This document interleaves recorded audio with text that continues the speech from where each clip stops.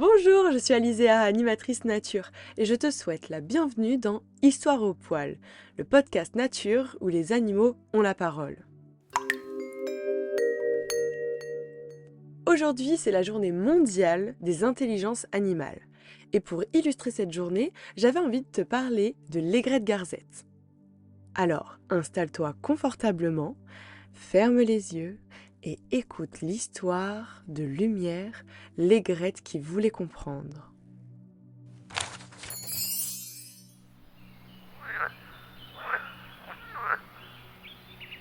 Au cœur du marais de Tadon, là où l'eau scintille comme un grand miroir bleu-vert, vivait une aigrette garzette nommée Lumière.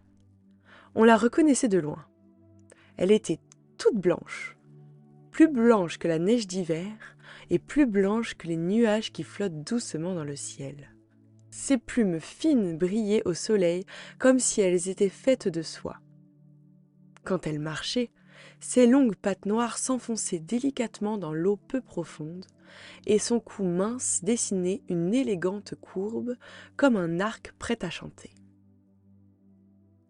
Autour d'elle, le marais était vivant. Les grenouilles coassaient, les libellules dansaient, et les roseaux murmuraient quand le vent passait. Mais Lumière, elle, avançait presque sans bruit. Elle marchait lentement, très lentement, car une aigrette sait que la patience est sa plus grande force. Un matin, alors que le soleil venait à peine de se lever, Lumière remarqua quelque chose d'étrange. L'eau du marais brillait plus fort que d'habitude. Elle scintillait comme si 1000 petites étoiles s'y étaient posées. Curieuse, l'aigrette s'approcha. Elle plongea doucement son bec dans l'eau claire. Sous la surface, elle aperçut des petits poissons argentés qui nageaient en cercle, comme s'ils chuchotaient un secret. Lumière se redressa immobile, le regard concentré. Car les aigrettes ne se précipitent pas. Elles attendent le bon moment, parfaitement immobiles, jusqu'à ce qu'une proie passe tout près. Puis, d'un geste rapide et précis, elles plongent leur bec pour attraper un poisson, une grenouille ou un insecte aquatique. Ce matin-là, Lumière ne cherchait pas à manger. Elle cherchait à comprendre. Soudain, une vieille tortue du marais s'approcha et dit d'une voix lente et grave : « Pourquoi te tiens-tu si droite devant l'eau, Lumière ?» L'aigrette baissa son long cou et répondit doucement : « Je regarde mon reflet. Je me demande pourquoi je suis si blanche et pourquoi cela fait si peur à certains humains. » La tortue soupira. « Ah, il fut un temps où ton plumage faisait envie aux hommes. Ils chassaient tes semblables pour décorer leurs chapeaux. Beaucoup d'aigrettes ont disparu à cause de cela. » Lumière frissonna, bien que l'air fût tiède. Elle regarda ses plumes immaculées et se souvint des récits anciens que lui avaient racontés les hérons plus âgés, des histoires de chasse, de filets et de nids abandonnés. Mais la tortue poursuivit. « Aujourd'hui, tu es protégée. Les humains ont compris leur erreur. Ton blanc n'est plus un danger pour toi.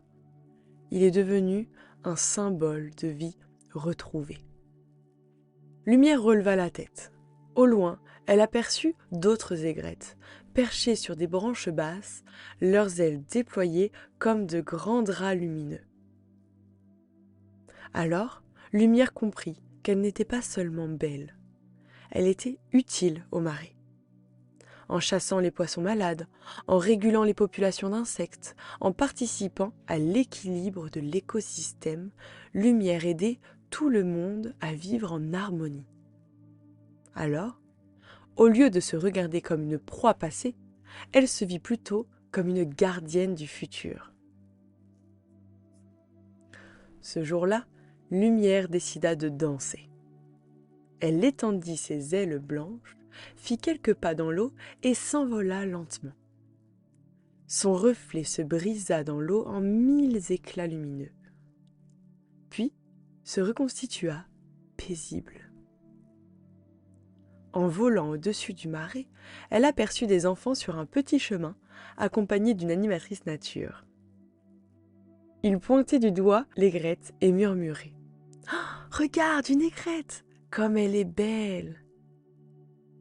Lumière se posa un peu plus loin, fière et tranquille. Elle savait maintenant que sa blancheur n'était pas une malédiction, mais un message.